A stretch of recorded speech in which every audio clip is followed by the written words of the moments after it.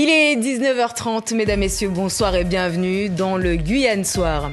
Jour J ce mardi pour les résultats du baccalauréat. Un moment d'émotion toujours pour les candidats comme pour leurs proches. L'une de nos équipes était ce matin au lycée Félix Eboué à Cayenne.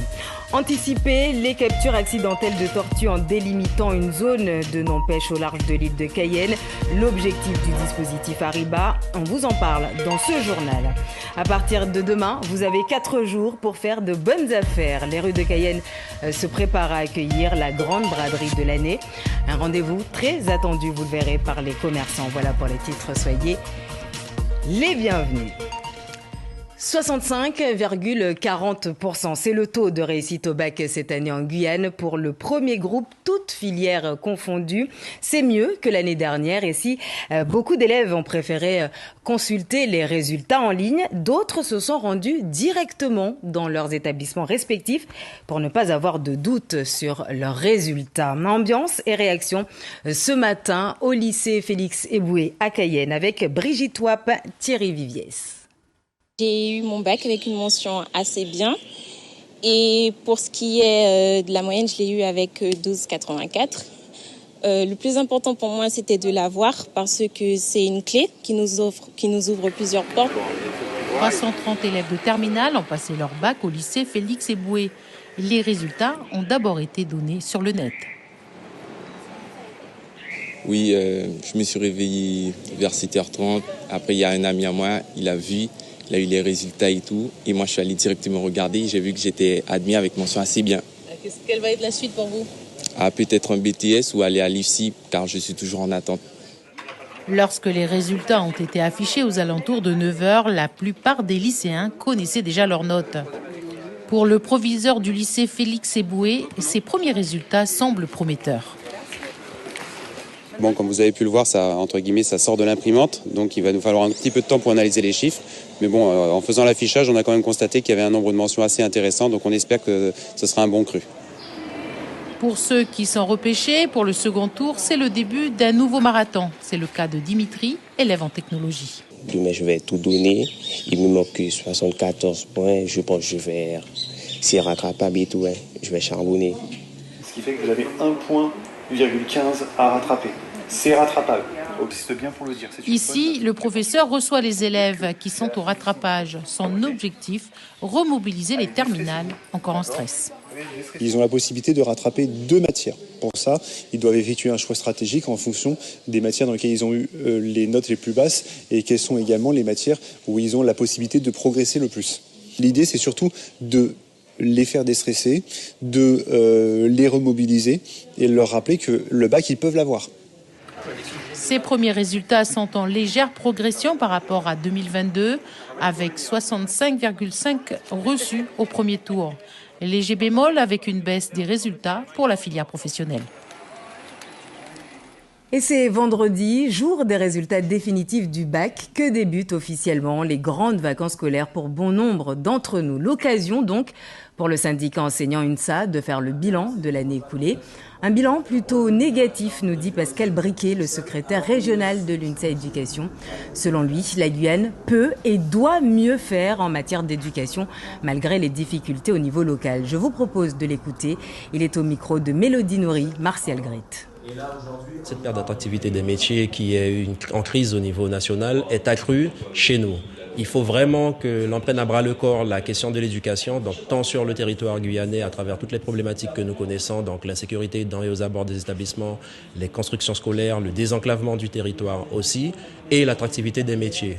Quand on voit que plus de 70% des postes offerts au concours de recrutement de professeurs des écoles ne sont pas pourvus, il y a vraiment une véritable problématique. Il faut vraiment qu'il y ait une table ronde, que les acteurs de l'éducation en Guyane prennent le temps de s'asseoir autour d'une table et mettre en avant les solutions qui pourraient être possibles. Nous avons des solutions, nous avons des propositions. Déjà, le désenclavement du territoire contribuerait à regagner l'attractivité de cette partie du territoire. À l'heure où les vacances approchent, on voit que la plupart des personnels qui sont sur les sites isolés risquent d'être coincés à cause des problématiques d'avion. Donc ça, c'est déjà une première. Au niveau de l'attractivité des métiers aussi, nous avons proposé de densifier diversifier le vivier avec un accompagnement des étudiants, mais pas que. L'attractivité des métiers ne commence pas après le bac, mais commence déjà bien en amont au niveau des lycéens, avec la promotion des métiers de l'éducation et aussi l'accompagnement, le renfort aussi de tous ces étudiants qui ont des difficultés au niveau de la maîtrise de la langue notamment. En bref, arrêtons-nous à présent sur le décollage d'Ariane 5 prévu demain finalement, si le temps le permet. Son lancement devrait avoir lieu entre 19h et 20h05, heure locale. Pour rappel, la fusée devait être lancée ce soir après un premier report pour anomalie. Décidément, Ariane 5 n'a pas fini de faire parler d'elle. Dans l'actualité également, le débrayage ce matin d'une partie des agents du comité du tourisme de Guyane. Vent debout contre leur direction avec qui ils n'arrivent pas, disent-ils, à instaurer un dialogue. Des dysfonctionnements au sein de la structure sont dénoncés. Ajouter à cela l'absence de vision et de projets politiques qui plongeraient les agents dans le flou. Plus de précisions avec Thierry Merlin à Belleparnasse. Situation plus qu'inédite ce matin devant le comité du tourisme. Un piquet de grève tenu par des agents, 4 au total, qui dénoncent entre autres des dysfonctionnements au sein du CTG et des situations de mal-être chez certains agents. Ça fait 2 ans qu'on essaie d'alerter la direction sur les problèmes de désorganisation du travail, les problèmes de stress au travail. Vous demandez le départ du président du CTG ? Non, on demande que le président de service prenne ses responsabilités pour que les salariés qui sont en souffrance soient mieux écoutés. Des salariés pour qui le dialogue social serait inexistant au sein du comité du tourisme. Le directeur ne nous reçoit pas, il a rompu le dialogue social, il nous dit oui. Il avait fixé un calendrier, il nous avait dit oui et tout, on n'a jamais vu de calendrier, on fait une réunion globale. Enfin, il essaie de nous noyer. Ce que conteste Jean-Luc L'Ouest, le président du CTG se dit disponible et prêt à renouer le dialogue avec les partenaires sociaux. Moi, j'invite le plus vite possible nos partenaires sociaux à venir se mettre autour d'une table et à mettre un calendrier en place et à pouvoir discuter et aller dans le fond. Ce qui nous manque pour l'instant, c'est des contacts directs. Je ne suis pas là pour faire le procès des prédécesseurs ou de la politique précédente qu'il y a pu y avoir, mais il est clair qu'il y a un certain qui le ressentent de cette manière, un certain mal-être. Je dis bien sur certaines personnes. Mais dire aujourd'hui qu'il n'y a pas de stratégie ou qu'elle est floue, ou de dire qu'il y a un mal-être au travail, c'est peut-être un peu surdoser le propos et c'est un peu dommageable. Reste désormais à renouer le dialogue entre les deux parties à l'approche des grandes vacances. Il y va de l'image et d'un slogan cher au comité du tourisme de Guyane. Sans transition, venons-en à ces interpellations survenues suite aux violences du week-end dernier dans le quartier de Soula à Makouria. Dans cette affaire, 4 personnes ont été appréhendées par la justice. 2 d'entre elles, majeures, ont été placées en détention provisoire. Les mineurs sont, eux, attendus devant le tribunal pour enfants le 2 août prochain. L'article signé Ludmilla Lewis est à retrouver sur notre site guyane.lapremière.fr. Parlons maintenant de la protection de nos tortues marines. C'est à cette période, en effet, qu'elles viennent sur nos plages, raison pour laquelle, depuis le 24 juin et jusqu'au 11 août, les pêcheurs professionnels de Guyane se sont accordés pour mettre en place une zone de non-pêche au large de l'île de la Cayenne pour éviter que les tortues ne se coincent dans leur filet. Un travail mené depuis 4 ans avec l'appui du WWF, l'une des premières organisations mondiales de protection de l'environnement, le CNRS et l'association Quata. Les précisions de Jocelyne Elgouache, Franck Fernandez. Au village chinois, une équipe mise en place par le comité régional des pêches sensibilise tous les marins au phénomène appelé Haribada, une période où les concentrations de tortues marines sont observées au large de l'île de Cayenne. Pour éviter des captures accidentelles, les pêcheurs professionnels ne vont plus sur la zone identifiée où les tortues sont présentes par centaines. Le comité des pêches, avec les données qui sont fournies par le CNRS et les données de ponte qui sont fournies par l'association Quata, on a pu déterminer qu'il y avait un certain ordre dans les pontes. Donc à partir des premières pontes sur les plages, on a pu voir que si on sautait une lune et on regardait la 2e et la 3e pleine lune, que les pontes se focalisaient autour de cette 2e et 3e lune. Du coup, on a fait cette période de non-pêche volontaire. Et après coup, on a vu qu'on couvrait de 75 à 90% des pontes se passaient dans cette fenêtre. L'activation du réseau Hariba a été mise en place depuis 2020. Une zone volontaire de non-pêche respectée de plus en plus par les professionnels du secteur. À partir de juin jusqu'à août, nous, on s'auto-interdit d'aller pêcher là. Maintenant, il faut que ça suive. Il faut que les plaisanciers, que les petits bateaux qui pêchent tranquillement arrêtent d'aller pêcher là pour protéger les tortues. Malgré les efforts déployés par les pêcheurs professionnels, la pêche illégale se poursuit avec ses conséquences sur l'environnement et le milieu marin. Au village chinois, les bateaux de pêche illégaux sont d'ailleurs bien plus nombreux que les légaux. Mais ici, personne ne s'aventure à dénoncer qui que ce soit. En tant que pêcheur professionnel, oui, je suis au courant. Je le sais, je connais la période. Mais après, les autres, je ne sais pas. Tu dis les autres, c'est qui? Les autres camarades pêcheurs, les autres pêcheurs, les nouveaux arrivés. Est-ce qu'ils sont conscients des tortues qui viennent au mois de juillet, de juillet, non, on va dire de juin jusqu'à septembre? Est-ce qu'ils sont conscients? Est-ce qu'ils prennent vraiment en compte l'impact que ça peut poser sur l'environnement? Je ne sais pas, c'est à eux de le dire. Selon les organisations environnementales comme le WWF, cette zone de non-pêche a permis depuis 4 ans de sauver des centaines de tortues marines. Le nombre de pontes sur Cayenne et sur Rémire-Montjoly a tendance à se maintenir beaucoup plus et beaucoup mieux que ce qu'on constate en parallèle dans l'ouest guyanais, où là les chutes des effectifs sont absolument catastrophiques pour la tortue luth. Ici à Cayenne et à Rémire, on voit un maintien de la tortue olivate, ce qui est une excellente nouvelle, et une chute moins marquée du nombre de pontes de tortue luth. Ici, autour de Cayenne et Montjoly, c'est vraiment là qu'il peut y avoir un impact de la pêche légale guyanaise, et c'est pour ça que les efforts en cours de la part du comité des pêches et de tous les membres sont extrêmement importants pour la survie de ces espèces. Le comité des pêches de Guyane est le seul en France ou encore en Europe à avoir mis en place de façon volontaire chaque année une zone de non-pêche pour la protection des tortues marines. Après 4 années de sommeil, la France et le Brésil relancent la coopération transfrontalière. Depuis hier, la commission mixte s'est réunie à Cayenne pour l'occasion, avec la venue d'une importante délégation brésilienne. Parmi les sujets abordés ce lundi, la coopération judiciaire, la réouverture de la ligne aérienne Cayenne-Belém ou encore les problématiques communes aux populations vivant de part et d'autre du fleuve Ayapoc. Je vous propose d'écouter à ce sujet le préfet à l'issue des échanges qui se sont clôturés ce mardi.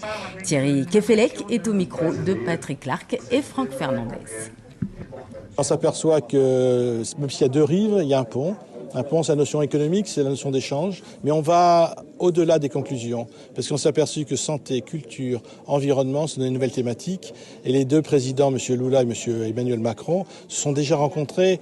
On parlait pendant 20 minutes de cette CMT, enfin en tout cas de ce rapprochement France-Brésil à travers la Guyane. Et on a continué de travailler, d'échanger et de prendre aussi quelques décisions. Il y aura 3 nouveaux policiers qui vont venir au CCP, à la frontière, donc on voit bien que le quotidien est assuré. Et après le travail qui va être le travail des présidents de la République, de définir que des bassins de vie, ça va être à eux de trancher. La notion aussi environnementale qui nous réunit, d'avoir les mêmes soucis, les mêmes problèmes, qui sont ceux de la construction d'un monde plus juste, sûrement meilleur, en tout cas beaucoup plus sain. Mais en même temps, la vie quotidienne des gens a parfaitement été approchée comme telle.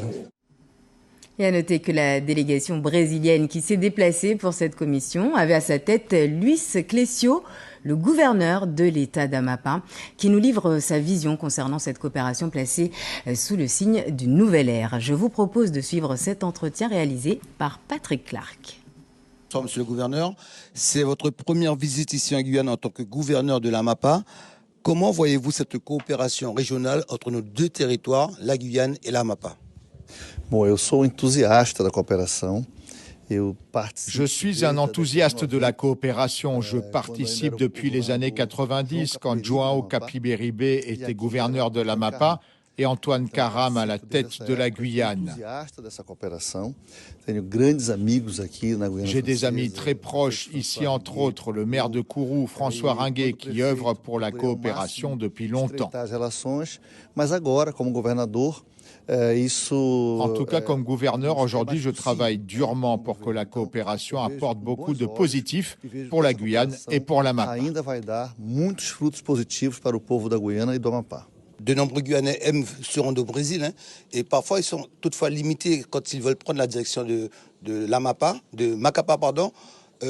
On sait que depuis des années on parle de la rénovation de la BR 156. Quels sont vos engagements, vos investissements pour cette voie? La BR 156 qui nous unit est une demande autant des Français que des Brésiliens de la MAPA. Il reste 110 km à terminer. Justement, le ministre des Transports s'est déplacé pour cette réunion.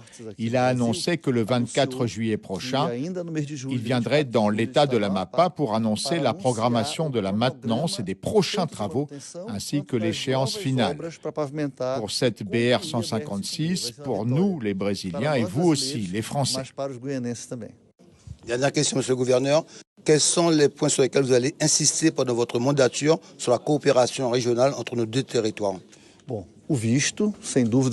Les visas, c'est une de mes priorités, parce que ça équilibre nos relations, c'est la réciprocité de notre coopération. Ensuite, il y a la question du transport sur le pont pour que la qualité des produits soit maintenue du point de départ de la MAPA jusqu'à l'arrivée à Cayenne, avec une taxation adaptée à notre région. Ce sont les principales priorités, mais il y a aussi d'autres points très importants, par exemple la sécurité publique. C'est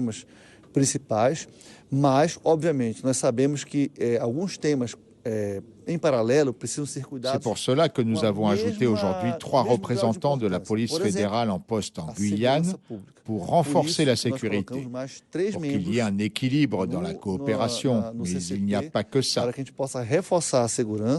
E como eu falei anteriormente, ambos os estados se sintam confortáveis em avançar na coopération. Mas aí já tem muita coisa que está. Il y a aussi la coopération dans l'éducation, dans les langues, la culture, dans l'art, le sport, sans oublier les relations juridiques. Il y a aussi la coopération judiciaire avec la présence aujourd'hui du président du tribunal de justice, du procureur de la République de la MAPA, ainsi que la police fédérale, tous présents à cette réunion. E muita cooperação já acontece. La coopération existe déjà, mais c'est important pour nous de continuer parce que cette réunion, ça nous rassemble, nous, État brésilien avec l'État français, autour d'une table pour mieux travailler ensemble. Nous sommes frères, la Guyane et la MAPA. Et voilà pour cet entretien réalisé par Patrick Clark. En football, on connaît désormais la liste des 23 joueuses françaises qui auront disputé dans 3 semaines la Coupe du Monde féminine en Australie. Sur les 26 de départ dévoilés lors de la phase de préparation, 3 manquent à l'appel et parmi elles, la Guyanaise Oriane Jean-François, forfait à cause d'une blessure aux adducteurs. Vous la voyez ici à l'image. Pas de Coupe du Monde non plus pour Mylène Chavas et Aïssatou Tounkara. L'annonce a été faite ce mardi par le sélectionneur Hervé Renard. Pour rappel, la Coupe du Monde féminine de foot aura lieu du 20 juillet au 20 août prochain. Elle fait son grand retour dans le chef-lieu. La braderie de Cayenne commence demain pour une durée de 4 jours. 4 jours pendant lesquels vous pourrez faire de bonnes affaires auprès des commerçants installés dans le centre-ville ou des marchands ambulants qui seront présents pour l'occasion. Mélodie Nourri, Martial Grit. Des bonnes affaires, des promotions exceptionnelles et des animations, c'est la promesse de la 46e édition de la braderie de Cayenne. Et si ce matin, dans les rues du chef-lieu, il n'y avait pas d'effervescence particulière, en coulisses, en revanche, les commerçants étaient dans les starting blocks. Honnêtement, ça fait 2 semaines qu'on prépare. Il y aura de très bonnes affaires au magasin. Donc, on espère avoir beaucoup de monde à Cayenne. Les stocks sont là, tout est là, on est prêt. Et j'espère que ça va bien se passer pour nous et les autres magasins, bien sûr. C'est incontournable parce que déjà, c'est une fois dans l'année. Donc, les clients ont l'habitude. Donc, ils attendent ce moment-là. D'ailleurs, aujourd'hui, la fréquentation, les gens viennent pas trop pour acheter, mais ils viennent déjà visualiser, regarder. Et oui, c'est une bonne chose. C'est une bonne chose. On a des stocks juste pour la braderie et on a commandé aussi des petits trucs pour sortir, quoi, des petits trucs que ça part vite. Et je pense que ça va aller parce qu'à chaque fois on le fait et ça part. Ça reste pas.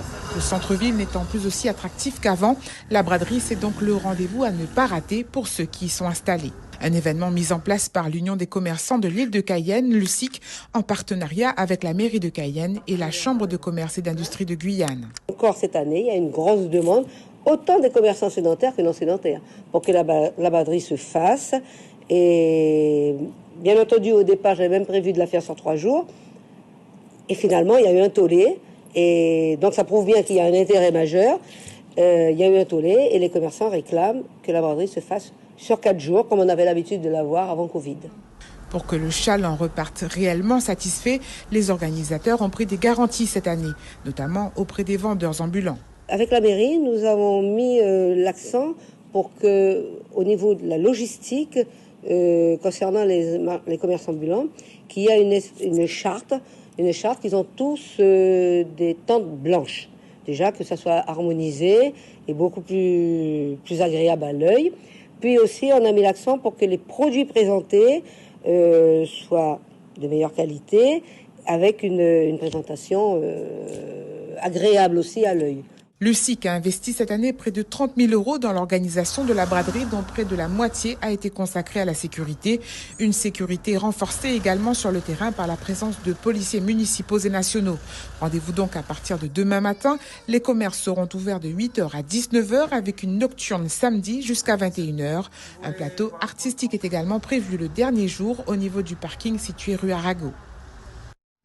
Et avis aux automobilistes, l'avenue Charles de Gaulle sera piétonne pendant toute la durée de la manifestation. Et voilà qui met un terme à cette édition. Merci de votre attention. Demain, l'info revient dès 6h en radio avec Serge Massot. Je vous souhaite de passer une excellente soirée. Je vous donne rendez-vous demain, même heure, même chaîne. L'info continue sur les réseaux sociaux et sur notre site internet lapremière.fr.